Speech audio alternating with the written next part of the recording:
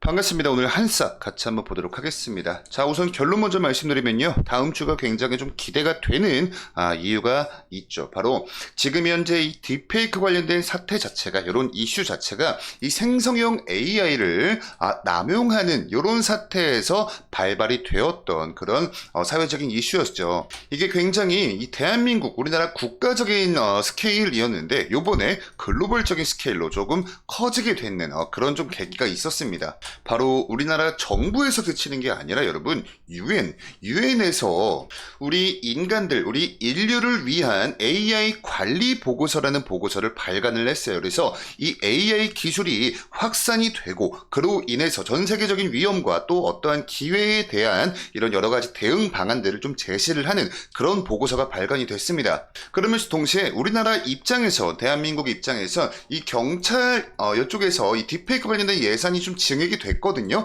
근데 사실 이 부분은 오늘자에 이렇게 좀 두 자릿수 넘는 급등이 나왔던 그런 의미에 있어서는 큰 의미가 없는 것 같아요. 이 부분은 그냥 간단히 체크하시고, 우선 제가 우리 한삭 관련해서 굉장히 좀 꾸준하게 영상 업로드를 도와드리고 있습니다. 바로 지난 8월 28일에 우리 한삭이 주가 추가 상승 재료가 이미 있다라는 점 좀 설명을 드렸고요. 그 다음번에 이 미국까지도 딥페이크 관련된 이런 사태에 있어서 칼을 빼들 것이다 라는 부분들을 이렇게 우리 여러분께 굉장히 다양한 이런 좀 자료들로 소개를 드렸던 시간을 가졌습니다. 이거 혹시 궁금하신 분들 계시면 제가 지난번 영상 촬영한 거 이 부분을 좀 참고를 해주시면 좋을 것 같고요. 오늘 영상은 이 유엔에서 발간한 이 보고서의 내용을 같이 한번 살펴보는 시간 가져보도록 하겠습니다. 유엔의 인류를 위한 AI 관리 보고서라는 이름이었어요. 그래서 좀 크게 보시면, 큼직하게 보시면 약 7가지 정도의 어떤 안들을 제시를 했습니다. 그래서 이렇게 제가 좀 정리를 했거든요. 일단 보시면 1번부터 7번까지 그냥 이 제목만 여러분들 읽도록 할게요. 국제 AI 과학 패널을 설립을 하자. 그리고 두 번째가 AI 관리에 관한 정책적인 대화를 하자. 그리고 세 번째가 AI 표준 교환소를 설립을 하자. 그리고 네 번째가 AI 역량 개발 네트워크를 형성하자. 다섯 번째가 글로벌 AI 데이터 프레임워크를 정하자. 자, AI 격차 해소를 위한 글로벌 펀드를 조성하자. 유엔이 AI 사무국을 설립을 하자라는 그러한 대표적인 요 7가지 안을 유엔에서 제시를 하는 그런 보고서가 발간이 됐습니다. 그래서 이 중에서도 우리 한삭을 필두로 해서 대한민국 사이버 정보보안 관련주 이런 테마에 어떻게 우리가 좀 수혜를 기대를 해볼 수 있을 것인가, 가장 좀 중요한 내용들만 제가 한번 좀 같이 다뤄드리는 시간 가져보도록 할게요. 자, 우선 이렇게 국제 표준 개발 기관에서 개발한 AI 표준의 수를 나타낸 그래프가 이렇게 나왔습니다. 보시면 2018년도부터 2024년도 상반기까지, 즉 6월달까지 그래프인데, 일단 이 AI 표준의 수에 대해서 먼저 좀 설명을 드려보자면, 이러한 이 인공지능 AI 기술을 안전하고 투명하게 사용하고 개발을 하기 위한 이 규범이나 지침이 얼마나 좀 많이 좀 제정이 되었는지 그걸 나타내고 있는 표다, 여러분 이렇게 보시면 되고요. 이러한 표준의 수들은요, 여기 보이시는 이렇게 좀 이 국제적인 표준화 기구에서 제정을 했다라고 설명을 하고 있어요. 그래서 이렇게 이 AI 표준의 수가 늘어났다는 건 그만큼 AI 기술이 굉장히 많이 좀 다양화가 됐다, 이렇게 이해를 하시면 되는데, 그래프에서 지금 현재 보고 계신 것처럼 2024년도와 2023년도에 이 표준의 수 자체가 굉장히 큰 폭으로 증가하는 모습을 우리가 볼 수가 있습니다. 그리고 여기서 여러분들 간과하시면 안 되는 게 24년 그래프는요 6월달까지, 즉 상반기까지만 좀 반영이 된 부분이다라는 점을 참고를 하시면서 보셨을 때, 이 AI 기술의 빠른 발전과 좀 더불어서 AI가 이 사회 전반에 어떠한 영향력들을 미치고 있는지, 그 영향력의 정도를 우리가 좀 확인을 할 수 있는 것이다. 이 부분 이렇게 참고하시면 좋을 것 같아요. 자, 그리고 두 번째가 이 AI와 관련된 여러 분야에서 전문가들이 지금 현재 인지를 하고 있는 위험 수준을 보여주는 그래프이다, 이렇게 좀 보시면 됩니다. 그래서 이렇게 굉장히 다양한 분야들이 있는데, 이런 분야들 중에서 약 18개월이란 기간 동안 얼마만큼 심각한 영향을 미칠 수 있는지를 우리가 좀 볼 수 있는 건데, 크게 이렇게 맨 위에서부터 한 세 번째까지만, 1등부터 3등까지만 설명을 드려보자면, 여기서 지금 현재 1등으로 꼽고 있는 요 맨 위에 있죠. 요게 뭐냐면 정보 무결성 손상이라 해서 허위 정보, 즉 가짜 뉴스에 관련돼서 전문가들의 51%가 매우 위험하다라고 지금 현재 인지를 하고 있는 거예요. 요 안에 가장 최근에 있었던 이 딥페이크 사태가 포함이 되는 부분이다 라고 생각을 하시면 될 것 같고, 두 번째는 이 무력적인 충돌에 있어서, 즉 전쟁이죠. 전쟁 같은 데에서 이 AI를 또 남용할 수가 있다라는 부분이 두 번째로 높은 위험 수준을 나타내주고 있습니다. 그리고 세 번째가 이 AI 기술에 관련된 기술 통제권이나 아니면 이로 인한 이 기술 불평등 있죠. 요게 또 이 세 번째로 큰 전문가들이 우려를 하고 있는 위험 수준을 나타내고 있다 정도로만 여러분들 체크하시면 되고요.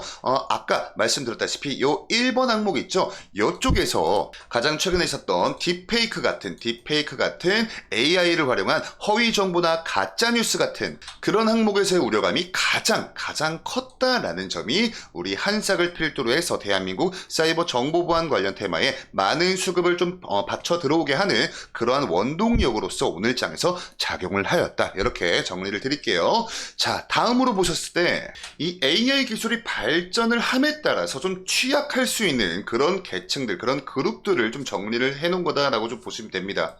보시면 뭐 아이들과 뭐 여자들, 그리고 뭐 노인분들, 그리고 저숙련 노동자들, 그러니까 기술력 자체가 좀 낮은 분들이 있죠. 그런 분들이 좀 취약할 수 있다라는 점이고, 아무래도 이 남반구 국가들에 관련된 이 부분들이 취약 그룹으로 포함이 된 게 조금 의미가 있지 않을까. 말 그대로 여러분들 개발도상국이다 이렇게 보시면 돼요. 그래서 점점점 이 기술의 격차가 벌어질 것을 좀 우려를 하고 있다. 그런 그래프이다 이렇게 좀 보시면 되고요.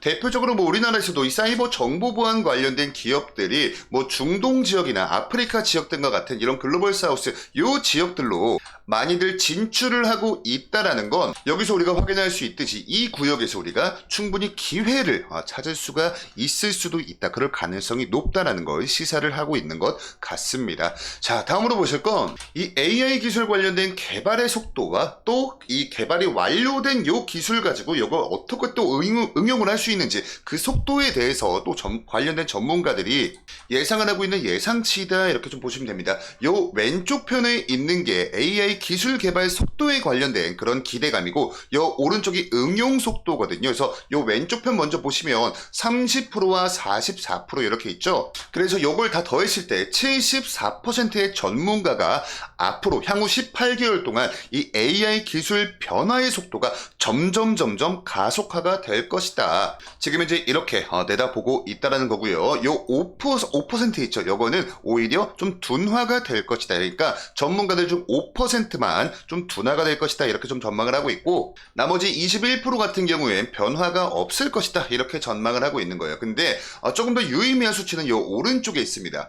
응용 속도예요. 응용 속도. 그러니까 사실 어떠한 이 새로운 걸 개발을 하기보다 개발한 것 가지고 어떻게 더 잘 활용을 할 수 있냐. 그게 응용이잖아요. 그래서 응용력 부분 보시면 89%의 전문가가 응용 관련된 속도가 점점 더 가속화가 될 것이다. 이렇게 보고 있고요. 굉장히 재밌는 수치가 이쪽 이 응용 분야에서는 이 둔화가 될 것이다라는 전망이 0%입니다. 그러니까 전문가들 거의 뭐 100명 중에 0명, 그러니까 아무도 둔화가 될 것이다라고 예상을 하지 않았다라는 거죠. 그러니까 쉽게 말씀드리면 개발 속도나 응용 속도나 점점 앞으로 가속화가 될 것이다라는 전망이 훨씬 더 지배적인 부분을 우리가 확인할 수가 있습니다. 다음으로 보실 건 그냥 간단하게만 보셔도 될 것 같아요. 요건 이 국제 차원에서 제한이 되고 있는 AI 거버넌스 기능을 좀 이 계층적으로 나눈 건데 이 각 단계가 여러분들 1, 2, 3, 4, 5, 6, 7까지 있거든요. 근데 이런 각각의 기능들이 얼마나 더 강력하게 혹은 엄격하게 수행이 되어야 하는지를 좀 나타낸 겁니다. 그래서 이런 부분들 하나하나 다 보실 필요는 없고 대표적으로만 좀 키워드 잡아드리자면 수평적, 그러니까 평등함이죠. 수평적, 그리고 규범, 그리고 뭐 협력, 그리고 책임, 뭐 요런 키워드들이 있다. 이 부분은 그냥 간단하게 체크를 하시면 좋을 것 같고요. 이번에 이렇게 유엔이 발간한 보고서에서도 이 딥페이크 관련된 위험성을 강조하는 구절이 있어서 제가 한번 좀 가져와 봤습니다. 직역을 해서 좀 읽어드리자면 딥페이크나 뭐 음성 클론 그리고 자동화가 되고 있는 허위 정보들 있죠. 이런 것들은 지금 현재 세계에서 이 민주주의의 이 기관이나 아니면 어떠한 뭐 선거 아니면 뭐 이 사회적인 뭐 신뢰성 이런 부분들의 심각한 위협을 초래할 수 있다라고 경고를 하고 있는 거고요. 결론적으로 이 딥페이크 탐지 시스템을 더 강화할 필요가 있고 있고 앞으로 이 허위 콘텐츠에 대한 신속한 제거를 할 수 있는 이런 조치들이 필요하다라고 좀 강력하게 언급을 하고 있는 겁니다. 그리고 이 마지막 구절에서 여성들과 소년들의 또 소녀들을 대상으로 하는 성적 딥페이크에 대한 굉장히 특별한 우려까지도 이렇게 좀 표명을 하고 있는 부분을 우리가 확인을 할 수가 있어요. 자, 그리고 이렇게 이 딥페이크와 같은 문제들을 앞으로 우리가 어떻게 해결을 할 수 있는지에 대한 방안에 대해서도 이렇게 좀 표명을 해놨는데, 이 윗단락 여러분들 보시면 됩니다. 이 내용이 뭐냐면 딥페이크와 같은 이 AI 생성 콘텐츠의 문제들을 해결을 하기 위해서, 자, 이제 재밌는 표현 나옵니다. 공공보다 민간 기업들이 자발적으로 워터마크를 붙이든가 아니면 라벨링을 하거나 어떤 악의적인 목적으로 만들어진 콘텐츠를 알아서 표시를 하는 등의 이런 조치를 좀 취해야 한다라고 제안을 하고 있는 거예요. 그렇기 때문에 우리 민간 사이버 보안 기업이죠. 한싹을 필두로 해서 뭐 센즈랩이나 모니터랩 같은 그런 민간 정보 보안 기업들이 좀 수혜를 볼 가능성이 이 구절 안에 담겨 있는 것이 아닐까, 이렇게 좀 생각이 들고요. 요거와 좀 더불어서 이제 이렇게 상승 트리거가 될 수 있는 재료죠. 재료가 우리나라 입장에서도 이렇게 딥페이크 관련된 예산이 좀 증액이 됐다라는 그런 이슈인데, 사실 규모를 보시면 아시겠지만 3년 동안 91억 원, 그리고 당장 내년은 뭐 33억 원 이런 내용들이 나와 있습니다. 그래서 사실 좀 절대적으로만 말씀드리면 이 금액적인 부분에서 뭐 그렇게 뭐 충분히 메리트가 있는 그런 금액은 아닌 것 같은데, 너무나 다행히도 이런 우리나라 입장에서 국내 재료가 나와 줌과 동시에 이 UN이라는 국제기구에서도 같이 이 딥페이크와 관련된 AI 기술력이 초래할 수 있는 위험성 뭐 이런 보고서가 발간이 되면서, 사실 오늘의 이 주가 상승폭을 키운 건 이런 국내 요 예산 증액 요 재료보다는 아무래도 UN 관련된 재료가 더욱더 강력하게 작용을 하였다, 이렇게 보는 것이 맞는 것 같고요. 우리 한싹 차트 넘어와서 같이 한번 좀 보셨을 때 방금 제가 여러분께 짚어드린 부분을 좀 증명이라도 하듯이 오늘 외국인 수급이 엄청나게 많이 들어왔습니다. 약 25만 주가 넘게 순매수세로 붙어주면서 오늘의 이 주가 상승을 좀 견인을 하였다. 근데 그렇지만 계속해서 지속적으로 걸리는 구간이 있어요. 저항 구간이 굉장히 명확합니다. 여러분 지금 보고 계신 차트에서 노란 색깔 막대 있죠. 요게 매물대거든요. 요 구간의 매물대가 가장 좀 두껍게 형성이 되어 있다는 것을 우리가 알 수 있는데, 그만큼 지금 현재 이 구간에서 저항을 받고 있는 힘이 상당히 좀 강하게 작용을 하고 있다라고 우리가 알 수가 있어요. 그래서 이렇게 좀 땡겨서 보셨을 때 거의 뭐 5거래일, 6거래일 연속 동안 윗꼬리가 달리는 구간이 딱 이 구간입니다. 그래서 약 한 8,000원에서 한 7,300원 이 구간은 지금 현재 아직까지도 매물대를 좀 소화를 시켜주고 있는 그런 과정들이 나오고 있어요. 근데 그래도 좀 그나마 고무적인 사실이 있다라고 한다면, 일단은 이 개인들의 수급보다는 당연히 외국인들의 수급이 더욱더 좀 중요하게 작용을 할 수 있다라는 점은 여러분들은 아마 다 알고 계실 겁니다. 근데 오늘 25만 주가 넘는 순매수세가 붙어졌다라는 점, 그 부분이 굉장히 좀 고무적이다라고 말씀을 드릴 수가 있을 것 같고, 그리고 두 번째 포인트가 이렇게 좀 주가 조정이 나오고 좀 횡보 구간에서 거래량이 좀 이렇게 좀 말라가는 그런 모습을 보여주었다가 오늘 굉장히 또 많은 양의 900만 주가 넘는 거래량이 터져주었죠. 게다가 오늘 여러분들 시가가 약 6.5% 뗀 상태에서 이렇게 좀 갭이 좀 뜬 상태에서 출발을 했는데, 그래도 이렇게 좀 윗꼬리가 달리긴 했지만 그동안 이탈해 있었던 21선과 11선 위로 올라와 주는 데 성공했습니다. 그렇기 때문에 돌아오는 장에서 지금 현재 이렇게 좀 굉장히 두껍게 형성이 되어 있는 요 매물대 구간을 좀 뚫어만 준다면 그 위쪽, 바로 위쪽 레벨이죠. 요쪽 레벨 매물대는 그렇게 두껍지가 않거든요. 그렇기 때문에 다음 주 월요일날 마찬가지로 그 전까지 계속해서 윗꼬리가 달렸던 요 구간, 그러니까 저항 뚫어주는데 실패했던 요 구간을 뚫어주느냐 아니면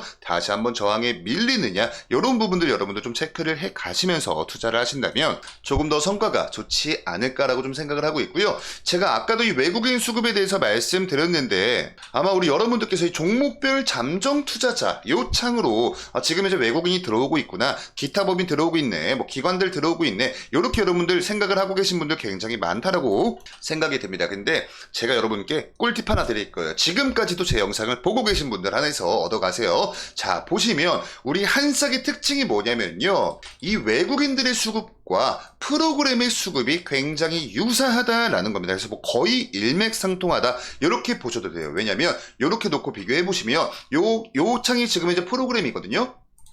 이 부분 보시면 됩니다. 이 프로그램 수급의 순 매수와 이 외국인 수급의 순 매수 동향을 놓고 비교를 한번 해보시면, 자, 58,000주와 58,000주, 7만주 매도, 7만주 매도, 6만주 매수, 6만주 매수, 44,000주 매수, 44,000주 매수, 87,000주 매도, 87,000주, 굉장히 닮아 있습니다. 그래서 이 외국인들의 수급 같은 경우에 집계되는데 시간 텀이 좀 있어요. 근데 이 프로그램 수급은 집계가 바로바로 됩니다. 그러니까 외국인들 수급보다는 더 빠르고 더 자주 업데이트가 돼요. 그러니까 혹시나 우리 한싹의 외국인들 수급 명확히 보실 거면 이 프로그램의 수급 동향을 이용을 하셔도 좀 괜찮다. 이 부분 영상 끝으로 우리 여러분께 좀 꿀팁을 드리면서 오늘 영상은 마무리하도록 하겠습니다. 추가적인 이슈나 정보도 올라올 때마다 저희 데이업에서 업데이트 도와드릴 테니까요. 다음 정보도 다음 영상도 많이들 기대해 주시고 저는 그럼 다음 영상으로 인사드릴게요. 감사합니다.